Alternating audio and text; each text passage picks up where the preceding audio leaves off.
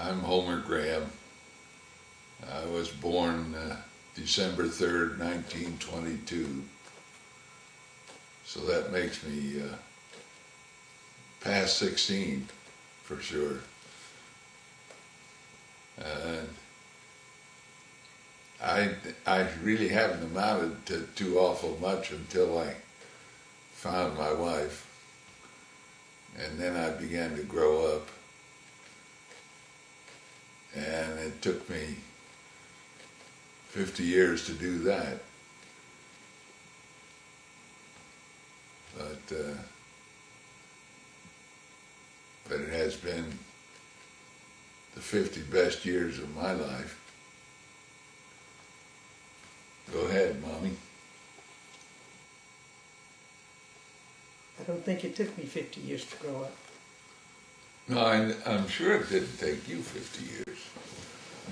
I'm just saying what happened to me.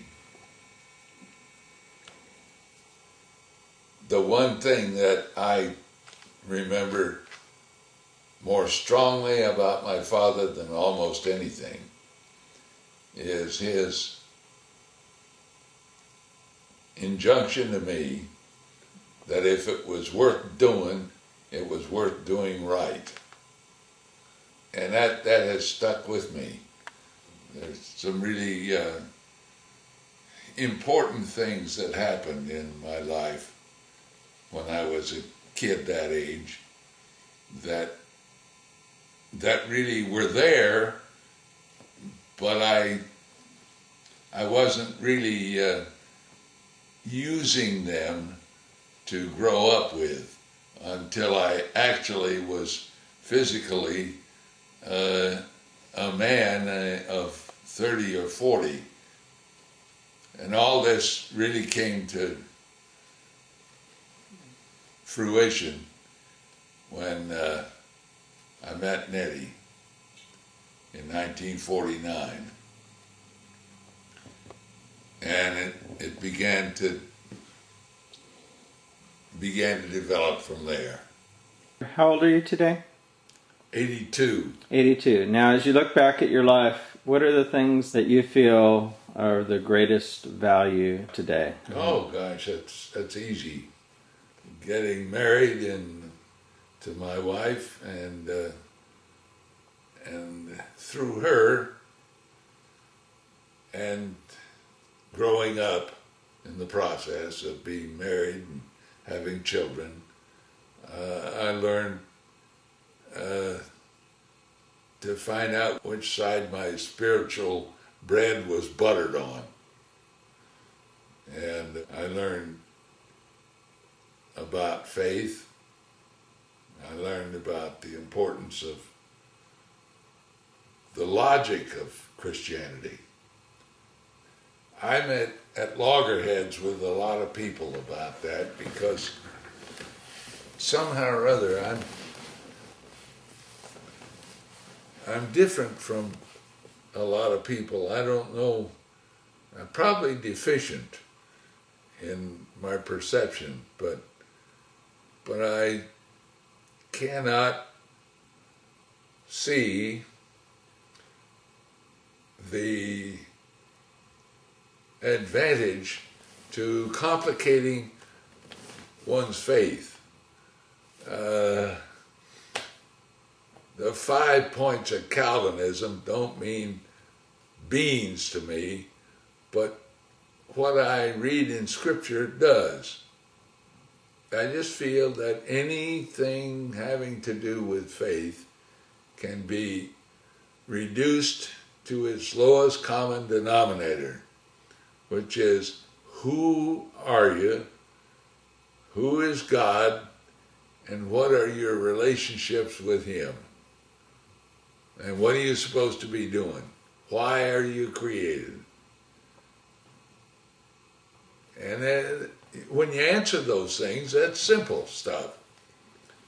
That's easy enough to understand and to follow.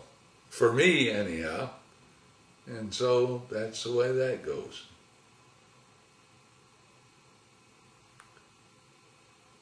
Love for our family, as of course, that's a natural thing. If you're a father, you love your family.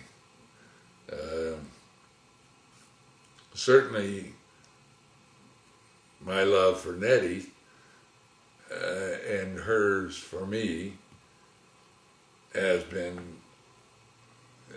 fundamental, foundational to our marriage and to all the time we've lived together, 55 years going on 56. Old Shakespeare, one time said, above all, to thine own self be true. That's only secondary. It is a crucial thing to be honest with yourself.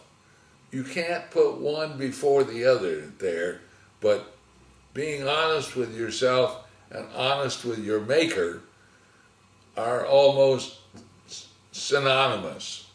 They're almost can't be separated. You have to be able to produce out of that.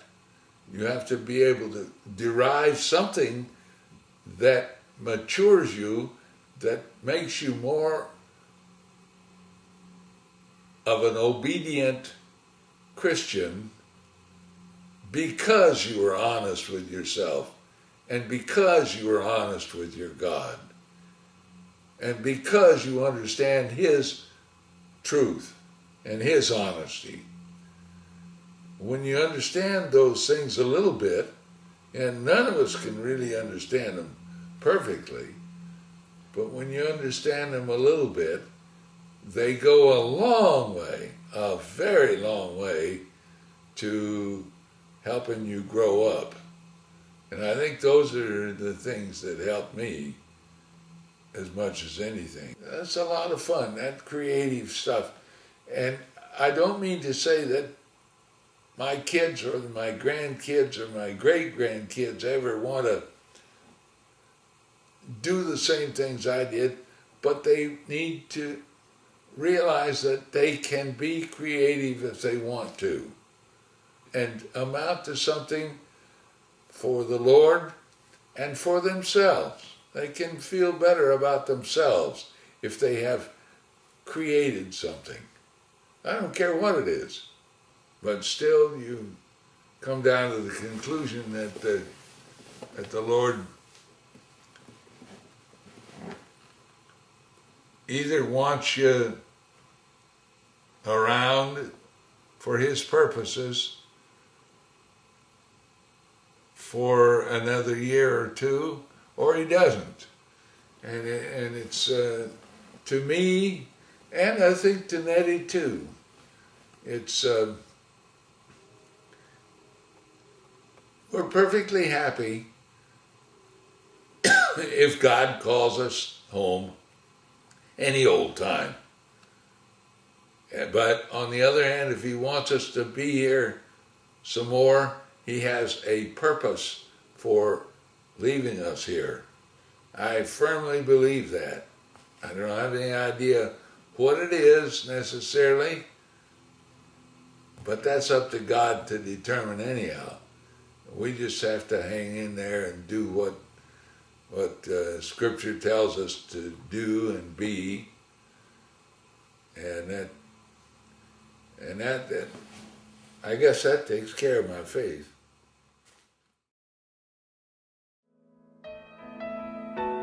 I can only imagine what it will be like when I walk by your side. I can only imagine when all I would do is forever, forever worship you.